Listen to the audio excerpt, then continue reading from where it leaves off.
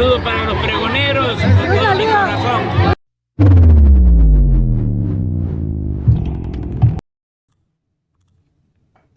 Pregoneros, bienvenidos a una nueva transmisión más. Es un placer estar nuevamente con ustedes. Servidor Irving Rodríguez, transmitiéndoles desde el día de hoy. Nos encontramos en este viernes 30 de agosto del 2024. Si nos estás viendo por primera vez, muchísimas gracias por tu tiempo y por tu espacio.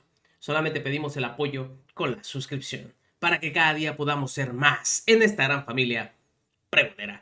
Señores, pues todos vimos que la magistrada que simplemente quiso cambiar el rumbo de las cosas fue la magistrada Yanine Otálora, como lo hizo ahí en el INE la misma Claudia Zavala. En el tribunal lo hizo Yanine Otálora. Simplemente las dos se quedaron con las ganas, pues fue desechado su proyecto. Es realmente indignante ver que quieran simplemente cambiar las reglas del juego después de que este ya terminó. Pero tal parece que el ardor, el resentimiento, la ira sigue ahí. Pues después de haber dadose a conocer la decisión del tribunal de manera pues prácticamente aplastadora, 4-1, sale otra vez entrevista y habla al respecto de lo que sucedió. Estas fueron sus primeras reacciones tras salir de esta votación del tribunal. Y luego se fue a Televisa. Lo que se dice se hizo los magistrados para ahí no le contestaría. O la extensión de la... Se termina el proceso electoral, queda conforme con las reglas que se establecieron, magistrada. Yo creo que quedo y creo que quedamos muchos con la inquietud de que tenemos que repensar nuestro sistema, tenemos que ver qué es lo que se va a hacer y cómo se va a construir algo mucho más consolidado. Hace falta una reforma electoral. Sí. Muchas gracias. ¿Se queda, magistrada, con este mandato extendido al 2017? Yo rendí una protesta y me atengo a la protesta que rendí. Gracias. Gracias. Y así se paró en esta entrevista la señora Yanine Otálora. Y esto fue lo que dijo. Muchísimas gracias. Israel Aldave le decía que el proyecto se aprobó por 4 votos a favor y 1 en contra de la magistrada, dije ministra, de la magistrada Yanine Otálora, quien argumentó que los partidos mayoritarios han perfeccionado mecanismos para evadir justamente los límites de la sobrerepresentación, por lo que recalcó que era crucial corregir la distorsión para que prevalezca el orden constitucional. Y le agradezco muchísimo a la magistrada Otálora que nos haya tomado la comunicación el día de hoy, una opinión que quedó en la minoría, pero que establece, me parece también, y representa una interpretación pues no menor de lo que se decidió ayer en el tribunal, magistrada. Y me parece que una de las cosas que responde muy bien su argumentación es esta idea de por qué decidir hoy con un criterio que pudiera parecer retroactivo, es decir, después de que ya se celebró la elección, y por qué esto sería válido. Sí, muy buenas tardes, Enrique. Muy buenas tardes, magistrada. La pregunta que mucha gente dice, o al menos el argumento es este, ¿no? Se puede hablar sobre la sobrerepresentación, pero estas son las reglas del juego y no deberían de tratar de cambiarse ya que pasó la elección, pero esto lo responde usted en su argumentación. Exactamente, y me parece que es una pregunta totalmente válida en el ámbito electoral. Si no nosotros solo nos podemos pronunciar como magistraturas de la Sala Superior cuando hay una impugnación. Entonces, el criterio para la representación proporcional se da cada 3 años cuando llega una impugnación. Es decir, lo tenemos de todos modos que resolver después de que ya se asignaron las diputaciones por representación proporcional. Va a ser siempre después.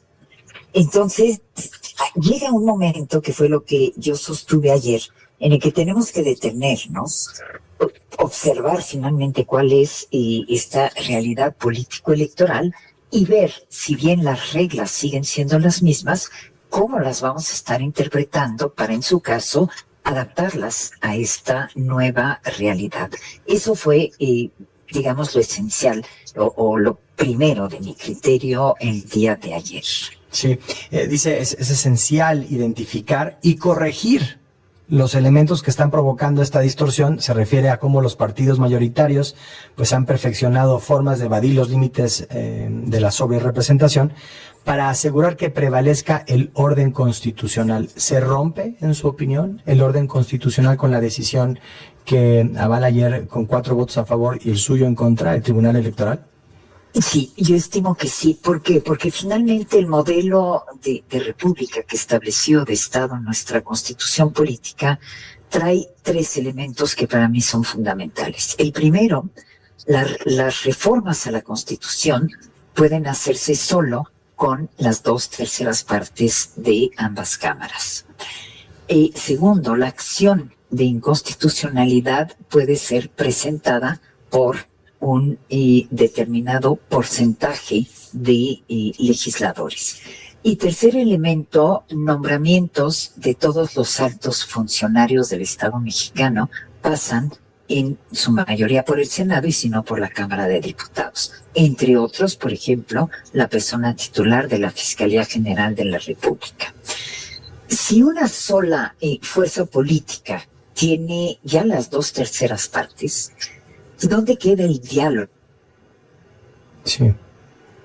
Me parece que perdimos la comunicación con la magistrada Otálora. Vamos a tratar de restablecerla. Decía, ante esta distribución de los plurinominales, nos quedamos en ¿dónde queda el diálogo, magistrada?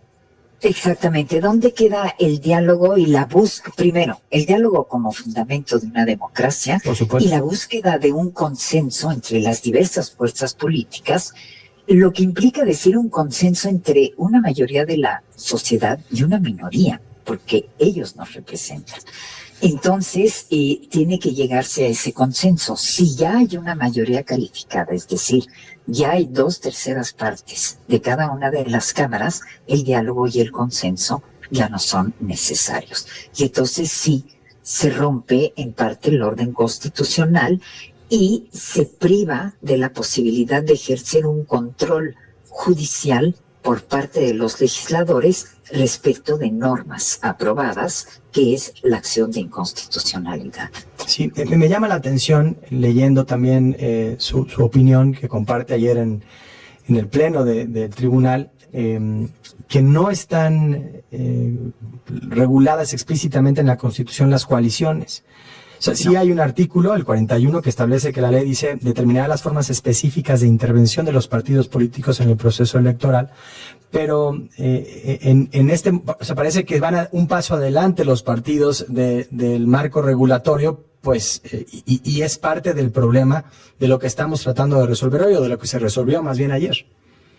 Sí, y es muy cierto lo que dice. Siempre me parece que van un paso adelante de lo que dice la norma. Lo vivimos, por ejemplo, en el mes de julio del año pasado, en el que 6 partidos inician de manera sumamente anticipada el proceso electoral y deciden hacer procesos partidistas para seleccionar coordinadores y responsables, en fin, que finalmente lo único que fue seleccionar sus candidaturas a la presidencia de la República. Es decir, tenemos que detenernos definitivamente, hacer una reflexión sobre qué nos aportó como acciones el proceso electoral y entonces ver las adecuaciones que se requieren a la norma para que ya esté mucho más adecuada al contexto real en el que estamos viviendo. Sí, y también encontrar una manera en donde los partidos pues no necesariamente estén todo el tiempo buscando esos vacíos legales o la forma de aprovechar la interpretación de la ley para abusar de estos mecanismos. Si me permite, magistrada, hacemos una muy breve pausa y regresamos porque le quiero preguntar también de una decisión del Partido Verde que se dio a conocer anoche después de la decisión del tribunal. Hacemos una pausa, regresamos en tiempo nosotros y gracias a la magistrada del Tribunal Electoral del Poder Judicial de la Federación, Yanil Otálora, por tenernos paciencia con el corte comercial. La magistrada Otálora ayer se separó de la propuesta presentada en el tribunal y emitió un voto particular en esta decisión 4-1 para la distribución de los diputados plurinominales en la legislatura que está por instalarse este fin de semana. Magistrada, le preguntaba o le adelantaba una pregunta sobre esta decisión que da a conocer el Partido Verde ya anoche, de ceder 15 diputados a Morena, dice, para que el partido mayoritario conserve la Junta de Coordinación Política durante los próximos 3 años.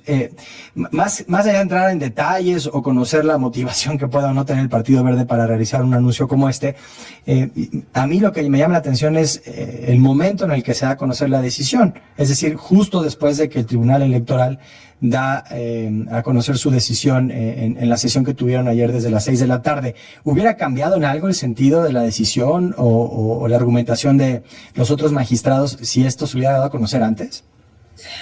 No sé si mis demás colegas hubieran modificado su posición, sinceramente, pero como eso ya pertenece, digamos, al ámbito del derecho parlamentario, porque ya Sí, son claro. movimientos en fracciones, pero sí estimo que justo esto que sucede de estarse cambiando de fracciones parlamentarias a otra fracción, lo cual no está penado por la ley, es decir, es una total libertad, pero tanto en los congresos locales como en el federal, esto lleva a cuestionarse que es una manera de poder cambiar mayorías en el Congreso. Habría que reflexionar este tema justamente en aras de respetar el voto de la ciudadanía. Sí, que pero puede modificarse por esto. es que además llama la atención que es justo con el argumento que empieza su posición, ¿no? Que, de nuevo, los partidos, sobre todo los mayoritarios, pues ya perfeccionaron mecanismos para evadir los límites de la sobrerepresentación. Entonces, me parece que también era relevante el asunto. ¿Qué sigue? ¿Qué sigue para el Tribunal Electoral después de este proceso electoral del 2 de junio que, pues, básicamente con esto queda ya concluido? Queda ya totalmente cerrado y ahora tenemos que resolver las últimas impugnaciones en gubernaturas. Tenemos varias gubernaturas impugnadas aquí, Jalisco, Morelos. Tenemos también tomas de posesión en los congresos locales, los ayuntamientos. Entonces, incluso sesionaremos entre hoy y mañana, porque tomas de posesión el 1 de septiembre. Estamos, por lo tanto, ahora con todo el trabajo local. Pues sí, pues le agradecemos muchísimo. A mí lo que me hace ruido es que diga que se tiene que respetar la votación de los ciudadanos. Bueno, respetarlas es simplemente aplicar la ley como está, porque los ciudadanos salieron a votar sabiendo una cosa, no a la hora querer cambiarlo. Y claro, si se quiere hacer una reforma electoral, bienvenida, para evitar esos vacíos en donde todos los partidos lo aplican, pero que se haga en esta legislatura, no en algo que ya pasó. Nos vemos, señores, que sigan pasando un excelente día. Servidor Irving Rodríguez, transmitiéndoles desde su canal. Recuerden, la información está ahí y depende de todos nosotros el pregonarla. Nos vemos en una siguiente emisión.